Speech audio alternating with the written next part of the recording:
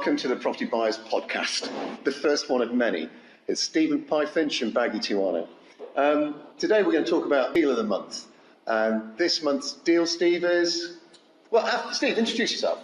Okay, hi Baggy, thanks for that. Yeah, so my name's Steve Pyfinch. I've been investing in property for about 15 years now. I've started back, well, typically I was buying properties, and just back then you could buy a property and it would just go up in value. That's not the case anymore, but I've built up a reasonable sized portfolio, and now I'm just looking at more creative ways to buy property. So, sorry, Baggy, your question. Without putting any money down, is that right, Steve? With very little money. Yeah. That's the name of your game now. You've built a nice portfolio. That's going to go on and grow. But however, now you just want to do this full time. Source the deals and sell them. Yeah. Without putting too much money into these deals. Yeah, I mean, so it's exactly that. So the traditional way to buy property is you want your 20-25% as a deposit. It's quite hard to get that money out. You have to jump through a lot of hoops with banks and making sure the property goes up in value, whether that's through adding value. So yeah, the deals I'm doing at the moment are very little money in, and the one I'll talk to you about is property I bought for £1. Right, okay, so tell us your deal of the month. Okay, so this deal is a property. I'm not sure how familiar you are with the area, but it's a property in Kegworth, which is very close to East Midlands Airport. It's a 6-bed HMO. So for those that know, HMO is house of multiple occupation. So it's basically you've got 6 tenants living in the property. And do you want to tell me how I sourced the property? Well, people are not familiar with HMOs. What is HMO? Yeah, so a HMO, rather than having a property, house of multiple occupation. House of multiple occupation, yeah. So rather than having a property on a single let basis, i.e. you're just receiving one lot of rent, when it's multiple occupation, you receive multiple rents. So for this property, the rent would be times 6. And what's the rent per month? So the rent per month would be about £90 a week, which is £3.90 a month per room. And that includes all bills as well, doesn't it? And yes, yeah. So typically, as a landlord, you pay all the bills for HMO. Okay. And how did you get the deal? Okay, so I'll let you into a trade secret. There is a HMO register.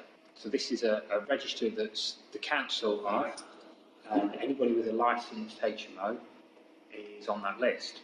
So what I did, I got that, and I sent all the landlords a letter, and I waited for the replies. What was the letter saying?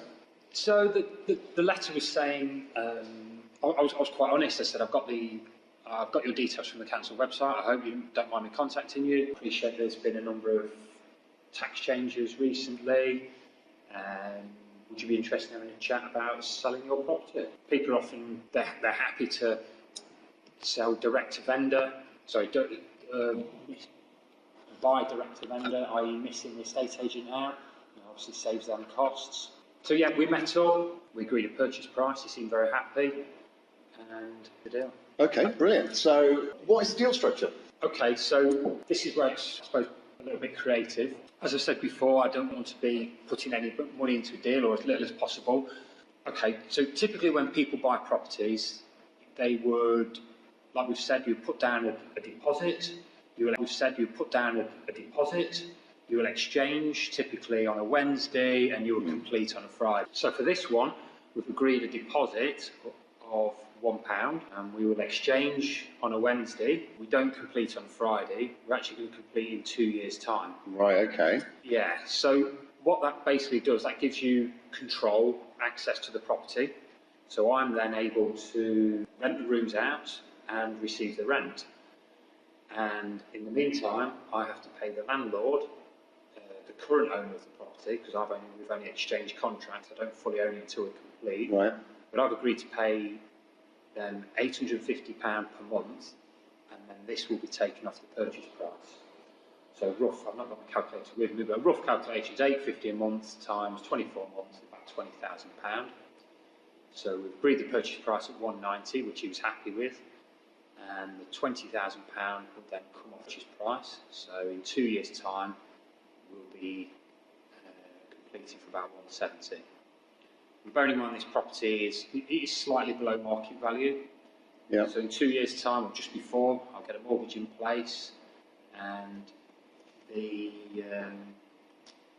mortgage in place for about 230. Let's do the sums. Overall value is 230. Yeah. Times 0.75 equals 172. Right. So providing I get a mortgage for 230, which I'm, comparables in the area, Yeah. you can never say you're definitely going to get that. It all depends on the valuer, the mortgage company. But if it achieves what I hope it to achieve, then I get a mortgage for 172. So Steve, what happens if you don't get a mortgage? We all know these bastard lenders don't want to lend anybody any money without knowing your ex-girlfriend's name. Yeah. No, that's a good question. So what are my options if you don't? So maybe the most obvious one, I could go back to the vendor who I built up a rapport with and say, can we exchange, can we leave it for another year? That's one option. The actual contract is assignable, so potentially I could sell this property. So if they don't think the value is 230, but they say they think the value is 200, for example, well, that property only owes me 170. So potentially I could sell that. I could put it on through an estate agent or sell it direct to other buyers. Make some commission there. If I sell it for 200, I make 30,000. Put me on the spot there, really. But what could happen? I've done enough due diligence beforehand to know that that's, I wouldn't go into this deal blind. I'm fairly confident. How long have you been working on the deal? So it was actually originally agreed early 2018. So it's been going on a while. Right. A bit of a backstory. So this wasn't the only property I bought off the vendor. I bought another property. Okay, right. So the idea was to buy the original property first, and then we were going to buy it. So that's the reason why. Now, I don't want to put people off and think that it's going to take them the best part of a year to buy this property. It shouldn't. Providing you've got good solicitors in place, it should take a matter of weeks. Right. Obviously, you're not dealing with surveyors, you're not dealing with valuers, you're not dealing with lenders, mortgage brokers, all the you're cutting a lot of people out. Yeah. Direct to the vendor. Go to no estate agents as well. It's me, the vendor, and our solicitors. Exciting deal. So what's next month? I mean, just the other bit on that deal. If it's $390 a month, let's say it's going to be just over £2,000 a month. Yeah. No, brilliant. I wouldn't buy a property unless all the rooms, I was confident all the rooms would let. Minus the fees, it should be bringing in just over 2,000. Obviously, 850 of that goes off the purchase price of that being paid. But it's going to net over £1,000 a month. Brilliant. Absolutely brilliant. Great one, Steve. Okay then, Baggy, it's your turn to be in the hot seat. All right. Well, I've been in property 30 years, bought and sold hundreds of properties, literally. We built our portfolio. I'm doing a final stand in terms of buying, and that's going to be 35 flats that we're doing at the moment, and consolidating our position with properties that are miles outside of the area that I'm in, which is Nottingham. But that's, and I deal with a lot of investors in the main nowadays, and buy and sell, but I don't buy property in the way that people do conventionally. Okay, sounds intriguing. So you've heard about my deal of the month, so tell me about your deal of the month. Well, unlike you, I tend to my deal of the month is a warehouse, so it's not your conventional buying. I wanted rid, he had it for years, it's hanging around, it's a bit of a pain for him to maintain, he's paying tax on it, and he just wanted rid. It's simple as that. And I sort of bought the property, in brackets, at 65,000 and sold it 85,000. Tell me what you mean about you bought the property in brackets. Well, I got an option on the property to buy it. So the option essentially allows me to have control over the property and do what I want to with the price 65,000, and I gave him £5, Steve, not one. Regarding the option, for those that are not familiar with an option agreement, just explain to people what that is. An option agreement allows me to have the agreement essentially is about having control over the property, and the owner agrees that I can do whatever I want to do with that property. I can buy it within that 3-month period, or 6-month period, or a year, or I can sell it or assign it to somebody else. So it allows me to do a number of different things, and it's completely legally binding. Okay. So legally binding, you instructed your solicitors. Well, I tend to use solicitors occasionally. On this occasion, I didn't use any solicitors.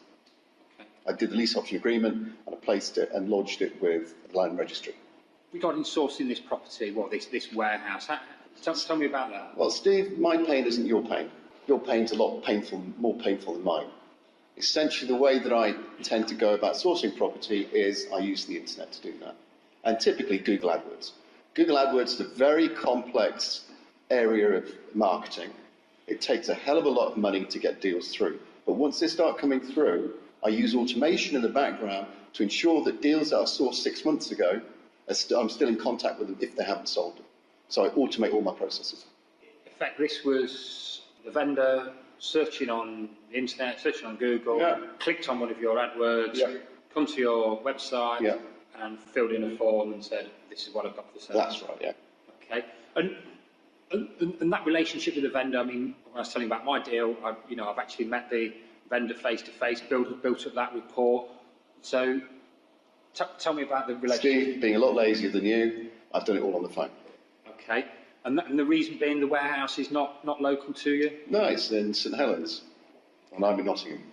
Okay, so I use agents to see the property. The agents did all the work for me, and then essentially I flipped it. okay, so you never met the owner, and you never went to view the property or No, I know it's a bit lazy, but there you go. Okay, so you've got a contract in place, an option agreement in place to buy the warehouse for 65,000. Yeah. You've paid £5 for this contract. Yeah. So you've got the option to buy it at 65,000. Yeah. So then, obviously, it's quite a niche market, warehouses. So what's the process in order to sell that? Well, typically I will talk to a number of people, but on this occasion, I just put it into an auction. Okay. I knew there were a couple of people interested, so I just put it in the auction. So you put it in the auction for the reason being? Well, to make sure I get the exchange and completion. On the day when the hammer goes down, they've got to put 10% down.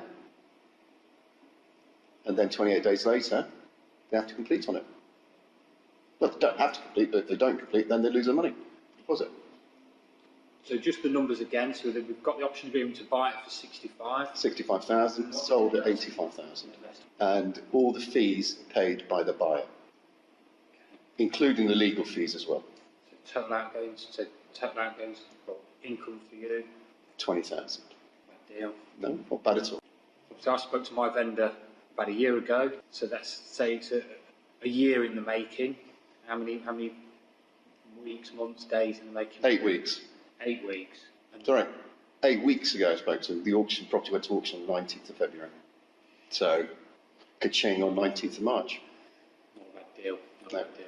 And baggage, so obviously we spoke about my deal, we spoke about yours. I mean, we bought the properties for next to nothing, for £1, for £5. In your instance, you've flipped the property for mine. The potential is to keep the property, keep it as an income. Industry, yeah.